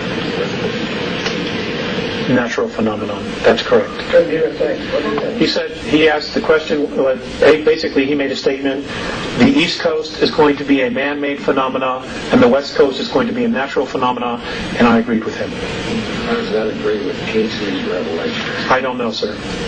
I don't know. He said it would be destroyed. I don't know that he said it would be bombed. It was going to, an act of terrorism would turn it to ash. By when? By the year 2000.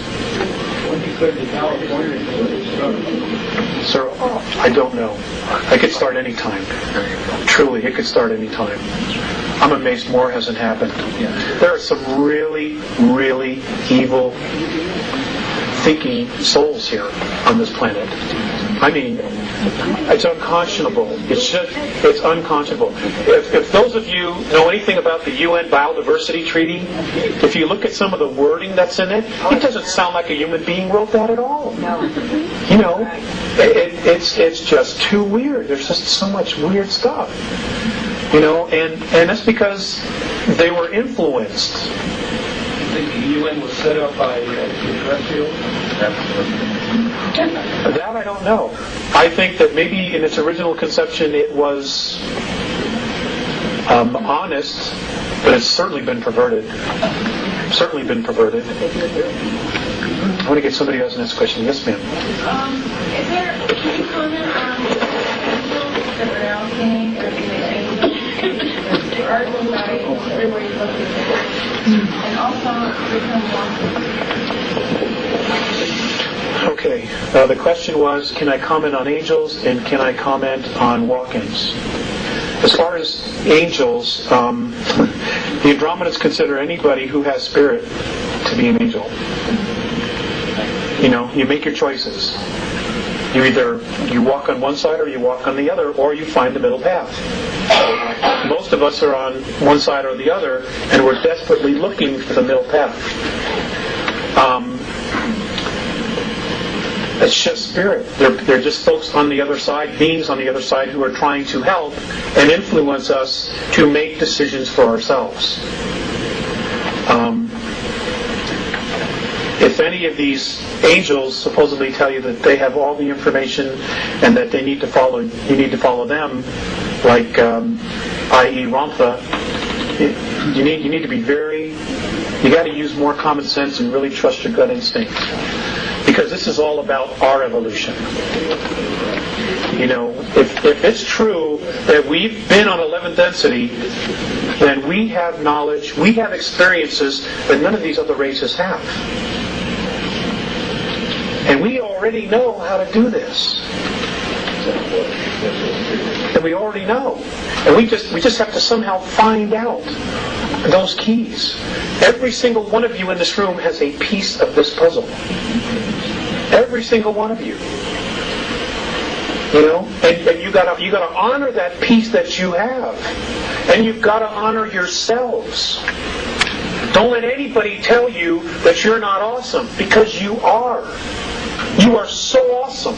It's just beyond words. You know, they want to consider you a natural resource. You will only be that if you believe it. It's that simple. This does not have to be a major struggle. Unless we just stick our heads in the sand and go into denial. I mean, how could you be in denial with all this stuff that's going on? I mean, it blows my mind. The regressives consider us a natural resource. They feed off of us. We make things for them. We produce for them. We create energy for them. They harvest our thoughts. We can create things out of thin air, literally out of thin air, that they need technology to do.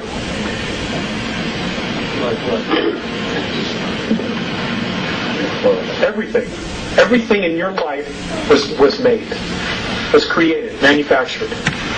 Okay? Even the idea was created. Okay? Everything we've ever needed, this planet provided for us. How do you think it got that way? How do you think this planet knew exactly what to manifest, and we would end up here and be able to use exactly what we needed? I don't know if I'm wording that right.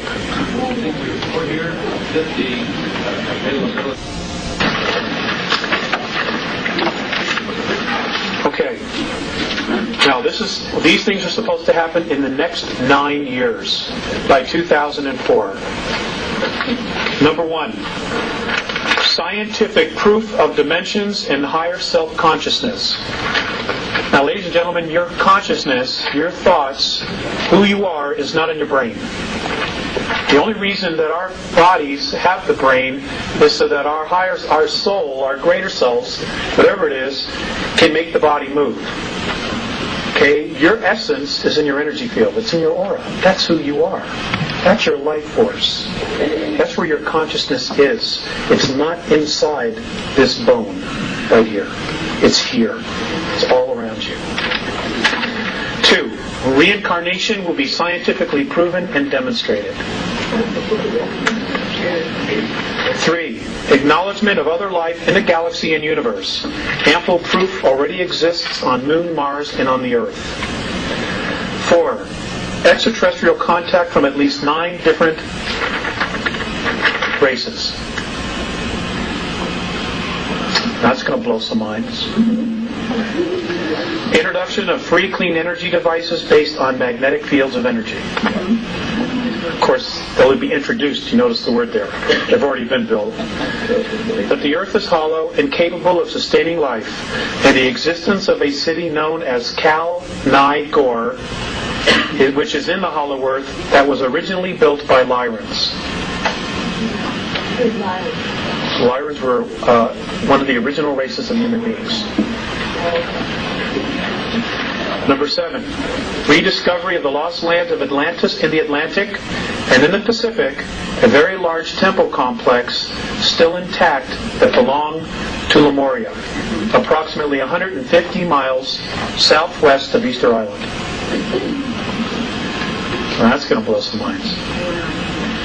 Number 8, reality that all we see in the physical is a holographic imprint directed and created from a higher portion of ourselves. Apparently, the next 18... That's going to blow some minds. Number 8, reality that all we see in the physical is a holographic imprint directed and created from a higher portion of ourselves. Apparently, the next 18, 19 years, we as a race are going to evolve over 150 years. It's going to be like that. Which is the way it should be. I mean, for every... I don't know if you're aware of this, but for every 2 years that passes, military technology advances 44 years. Do you have any idea the toys they have that you paid for? I mean, it's awesome stuff. And of course, they don't want to let us play in the sandbox. I mean, that's ridiculous. Would you go back to the one that you said before you said we will evolve over 150 years in the next coming years? In the next 18 years, we are supposed to evolve over 150 years. And then there was a statement before that, all that we see in the physical is a holographic imprint directed and created from a higher portion of ourselves. Number 9, human consciousness is not in the brain, but located in its entirety in the energy field and aura. This is the 1.5 to 5 ounces that the body loses at the moment of death. That's who you are. That's the only part of you that's really you. You just create this to play the game here. Okay. Number 10. How our past and present educational processes have not prepared us to be completely conscious, creative thinkers. Number 11. That organic and plant life forms do exist on 7 planets and 15 moons in our solar system. Yes, ma'am. Number 11. That organic and plant life forms do exist on 7 planets and 15 moons in our solar system.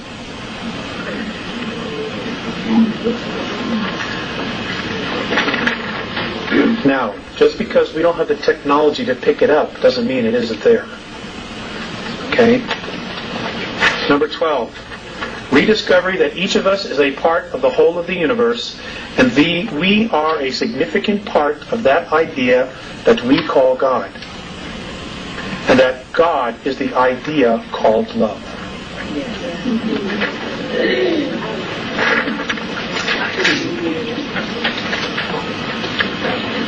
Number 13, that this accelerating self-discovery being experienced was created and activated by all of us.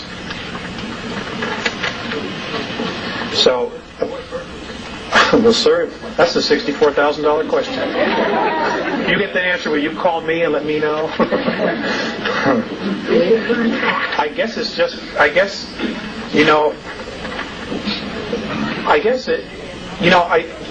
when I look at history, and I look at where we are today, there's a history of history repeating itself. And, it's like a hamster that climbs on the wheel. No matter how fast he goes, as long as he stays on that wheel, he's not going anywhere. So maybe we just needed to make a change. Maybe we're all sick and tired of this. Maybe we need like a vacation.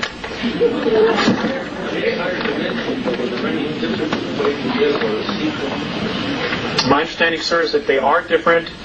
Your consciousness is completely different. And this is important. There is a physicality on all dimensions. Okay? Because there's a physicality.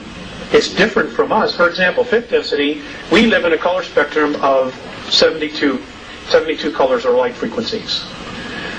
Fifth density is 214. That's a major shift. That's a major shift. Number 14, that we, as a product of extraterrestrial genetic manipulations, are possessors of a vast gene pool that has many different racial memory banks of at least 22 extraterrestrial races in our DNA. Many different racial memory banks.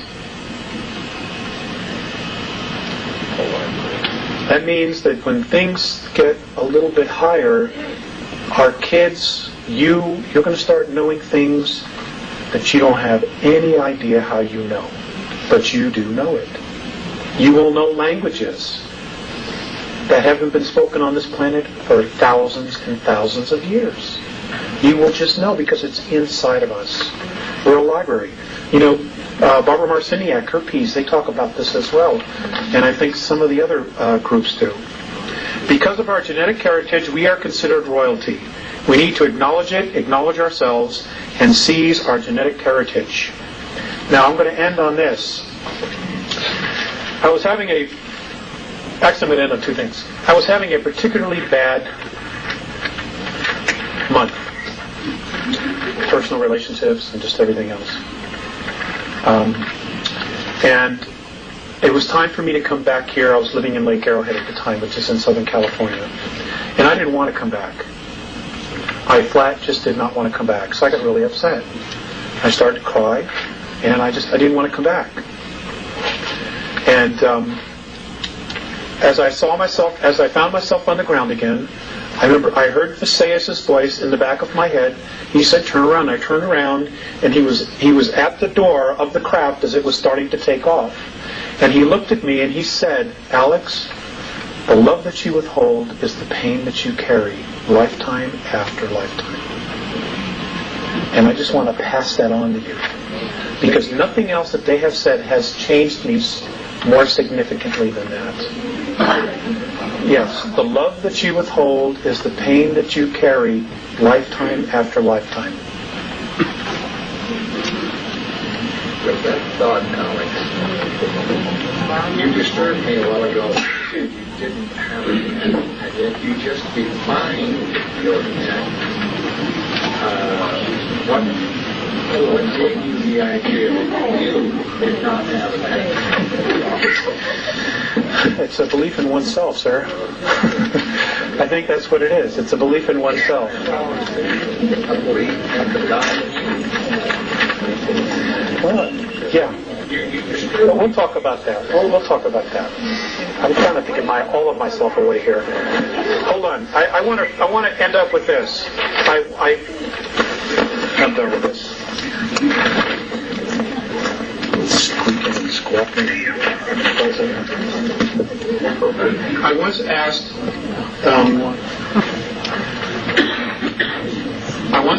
Visayas. Wrong microphone. I once asked Visayas. Put that one up. I once asked Visayas, okay, what was our future going to be? You know, the future of us here on Earth. And this was his response. This is the Andromedan definition of our future, us as a race. Responsible freedom of self-determination. Becoming truly self-confident and free to unconditionally be responsible for oneself without being coerced to accept some higher authority. I'm going to read it one more time. Responsible freedom of self-determination. Okay. Folks, thank you for coming. Becoming truly self-confident and free to unconditionally be responsible for oneself without being coerced to accept some higher authority. Ladies and gentlemen, you're awesome. Don't let anybody tell you different. Go out there and kick ass. Thank you.